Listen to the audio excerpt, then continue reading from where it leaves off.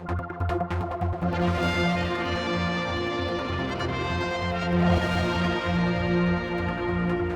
at the Manx Museum to meet a truly inspirational man. Steve Cunningham is in the Isle of Man to launch Vision Awareness Week. He holds 3 world records. Steve, you're the world's fastest blind man. Tell me first of all about your achievements. They came about as a dream many years ago, I think, in that my dream and passion as a boy that I was going to captain the England football team and walk out in 100,000 spectators at Wembley. Playing for Villa as an 8 and 9-year-old, I thought that dream was going to become a reality.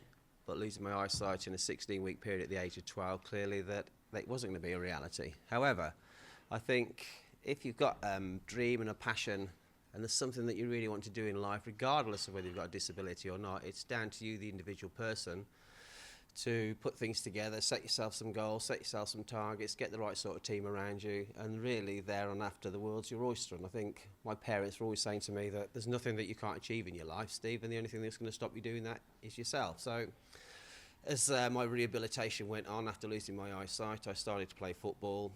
My dad taught me to drive from sitting on his knee when I was about 12 or 13, so I'd got a general feeling or a general aspect as what a car does and those sorts of things. And I had the opportunity in 1998 to go and learn to drive at Silverstone, which I did, and I did 3 laps of the circuit there in a racing car. Raised just over £10,000 for Guide Dogs for the Blind, and 10 years later there was an opportunity that came up for me to go and set a wall blind land speed record. We were going to do it with Jaguar, but unfortunately Jaguar withdrew their car sponsorship, but not before I'd done 198 miles an hour in an XJ220. And then I wrote to Chrysler, and Chrysler came up with a V10 Dodge Viper. The maximum speed I did in the Viper was 176.3 miles an hour in the wet. That project itself generated over £5.5 million worth of media coverage, and Guide Dogs for the Blind had a donation for £30,000 from us. At that point in my life, Barclays Bank were my employers, and they've made me redundant, having just completed this challenge. But in many people's eyes, I guess redundancy is a barrier, it's a challenge, it's an obstruction. To me, it was neither of those things. To me, it was a case of this now allows me or gives me the opportunity to do the things that I choose to do in my life moving forward. So I set up my own company, Blind Vision, to go and do the hat trick challenge. So I've done the first leg of the challenge, which was the car.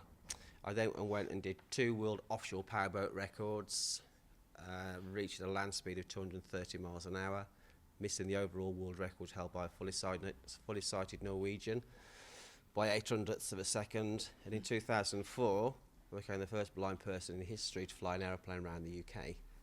Now, people say to me, why do you do such crazy things? Well, to me, they're not about records. They're not about breaking records at all. They're about breaking barriers down, because life's challenging in itself, whether you have a disability or you don't have a disability. And I say to people, I haven't got a disability. I've got a different ability, because me actually losing my eyesight has enabled me to be the guy that I am. It's enabled me to do the things that I've done in life, and it's enabled me to be me, because people know me as Steve, and that's how I want it to be. And this is the message that you're delivering here today, isn't it? Yeah, we're working today with Manx Association for the Blind, because it's your big Vision Awareness Week, and this is something, or the type of work that I do all across the country. Now, this is to raise awareness. What would you say is your biggest frustration as a blind person? I think my biggest frustration in not being able to see, it's nothing to do with me, and I think generally if you ask another disabled person or a visually impaired person, they will tell you exactly the same.